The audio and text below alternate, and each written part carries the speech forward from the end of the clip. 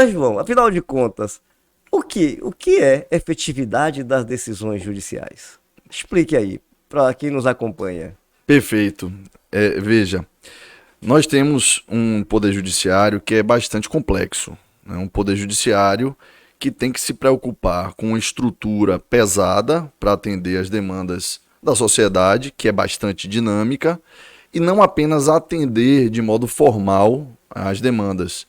Precisa se preocupar com a efetivação, ou seja, precisa se preocupar em entregar o que no direito, na doutrina, nos cursos de direito nós chamamos de o bem da vida ou a tutela jurisdicional, que no final das contas, ao fim e ao cabo, é o interesse que uma parte que ingressa com a demanda perante o Poder Judiciário realmente busca. Então, quando eu, por exemplo, compro um celular e esse celular vem com um problema e eu tento ir na loja e a loja fala que não pode fazer nada, que eu, caso queira, ingresse com uma demanda judicial, procure um advogado, o que a parte realmente quer é um celular novo. Então, de nada me adianta que o Poder Judiciário declare que eu tenho direito a um celular novo, enquanto eu não efetivamente receber um celular novo. Então, efetivação é a materialização de uma determinação judicial. Efetivação é a entrega efetiva, a entrega definitiva daquilo que se pleiteia perante o Poder Judiciário. Em uma síntese, efetividade ou efetivação das decisões judiciais é isso. Então, seria, na verdade, assim, se o cidadão vai ao judiciário, como você bem explicou, né, ele pede algo porque ele entende que tem direito, o juiz julga, dá uma decisão, né? Essa decisão precisa ser cumprida, que é fazer com que a entrega ocorra. E me fale uma coisa aqui, João. De que modo a efetivação das decisões judiciais contribui para que tenhamos uma sociedade mais justa, mais fraterna e justa? É, eu acredito que nós temos uma grande contribuição do Poder Judiciário na medida em que determinações judiciais sejam efetivamente cumpridas. Nós precisamos colher do Poder Judiciário segurança jurídica, nós precisamos colher do Poder Judiciário um posicionamento claro e nós precisamos colher do Poder Judiciário efetividade. De nada me adianta ter uma porta de entrada, o exercício do direito de petição, contratar um advogado e poder, em certa medida, até de modo simples, acessar o Poder Judiciário, se uma determinação judicial, que é, em regra, de cumprimento obrigatório, não for cumprida. Então, a medida da jurisdição, a medida do direito, ela passa naturalmente por um posicionamento do Poder Judiciário e pelo cumprimento por aqueles que compõem o Poder Judiciário e pela sociedade. É uma contribuição do Poder Judiciário que toca na sociedade não apenas para sinalizar direitos, aqui para ficar bem sintetizado, mas também para efetivar direitos. O Poder Judiciário nos traz uma contribuição muito relevante no momento em que ele declara e que ele efetiva direitos. Veja que isso é um filtro de comportamento social. Eu posso ler e até interpretar uma lei, um ato normativo, eu posso me consultar com um advogado, eu posso conversar com outras pessoas que compõem a mesma sociedade que eu. Mas nada mais significativo para mim como cidadão, e eu estou aqui tirando a minha roupa de advogado, nada mais significativo para mim na posição de cidadão do que uma bela sinalização do Poder Judiciário. O que é certo, o que é errado, o que eu posso fazer, o que eu não posso fazer. Eu sempre gosto de dizer que um contrato, para ser descumprido, basta vontade. Uma lei, para ser descumprida também, basta vontade. Basta que alguém olhe e diga: eu não vou cumprir isso. Agora, existem consequências jurídicas e o Poder Judiciário contribui sobremaneira quando ele declara direitos, quando ele interpreta leis e quando ele efetiva determinações judiciais. É como se fosse o braço do Estado exercendo, às vezes pela força, né, o que ele entende ser correto. Interessante, sabe o que é, João? Você fez algumas colocações aí que entendo importantes, né? O cidadão, óbvio que ele não pode fazer justiça pelas próprias mãos. Ele não pode chegar lá e tomar, isso aqui é meu, dá pra cá. Se estiver na posse de outra pessoa, ele não pode chegar lá e tomar na força, né? No mano a mano, como se diz. Então, Autotutela. né? Então, o que que ele tem que fazer? Ele tem que buscar o auxílio do poder judiciário. Então ele vai ao judiciário e diz, olha, aquele celular é meu e Alberto Francisco, ele o detém injustamente, eu preciso que aquele celular me seja devolvido. Agora tem uma coisa que eu pondero, né, que a gente tem no nosso país. Eu tinha um cliente italiano e ele era construtor, né? E ele dizia assim para mim, ele dizia assim, sabe o que é que me deixa decepcionado no Brasil? É que os contratos não têm validade nenhuma. As pessoas vêm, celebram um contrato comigo, depois elas vão para o judiciário e dizem que aquele contrato não tem validade e de repente o judiciário anula a cláusula do contrato, anula o contrato. Lá na Itália não, a gente tem uma garantia contratual maior, o princípio da autonomia da vontade é respeitado. Lá quando você tem agente capaz, objeto lícito, é perfeitamente impossível, então não se trata o cidadão como se ele fosse sempre o ingênuo, o induzido ao erro, não se trata. O judiciário Vulnerável. lá procura apreciar realmente e respeitar a autonomia da vontade. E a gente sabe que no Brasil, assim, em certa medida, ele tem razão. Há uma interferência muito grande do Poder Judiciário na autonomia da vontade, né? Na questão contratual, o Judiciário ele interfere e muitas vezes realmente cláusulas contratuais são anuladas. Óbvio que existem cláusulas contratuais que precisam ser anuladas, que são abusivas, que são leoninas, assim. A gente tem que separar sempre o joio do trigo, como se diz, né? Então, se tem cláusulas contratuais que são efetivamente abusivas.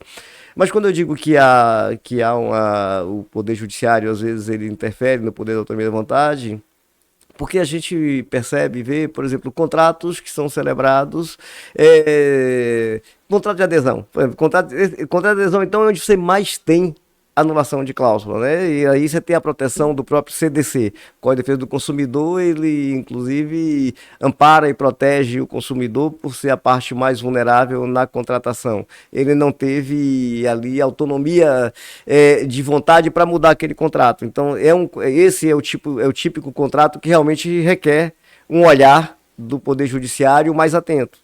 Ok, aí realmente requer.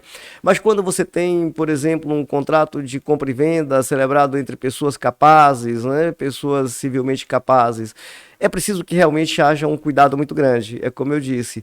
Também a gente sabe que o Código Civil ele prevê lá o princípio, né, da boa-fé contratual, né? Então você tem que respeitar também o princípio da boa-fé contratual, do equilíbrio entre as partes, e tem contrato que a gente percebe que, sim, não, aqui foi redigido por uma parte, né? Só tem cláusulas que beneficiam um lado e o outro lado um lado tem só o bônus e o outro lado tem só ônus.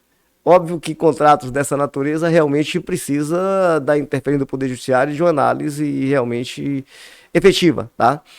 Mas como é que você vê, na sua visão, como é que você avalia, né, isso dentro do nosso tema de efetividade da prestação jurisdicional, das decisões, né, judiciais, como é que você avalia essa questão de efetividade, né, de decisão ou até mesmo do processo, tá? E princípio da autonomia da vontade? Perfeito. Wadi, essa é uma pergunta que me conduz a um ponto importantíssimo. É um tema de processo civil. Claro que está relacionado com todo o sistema jurídico, direito constitucional, direito civil, mas é um tema bastante pertencente ao processo civil. Não só porque trata de efetividade, e hoje a principal previsão sobre a efetividade no nosso sistema jurídico está no Código de Processo Civil, está lá no artigo 4º, quando ele menciona atividade satisfativa, mas também porque nós estamos falando da forma de condução de processos judiciais. E aí eu tenho certeza, existe uma chamada parte geral na Lei 13.105, que é o Código de Processo Civil, que tem pretensão universal, tem pretensão de ser aplicável a todo o sistema jurídico. O processo brasileiro, ele ainda tem uma carga de publicismo. Ele ainda é um processo bastante publicista. Eu vou falar isso numa acepção bem tranquila, sem envolver muito juridiquês. O que é que isso significa, trocando aqui em miúdos?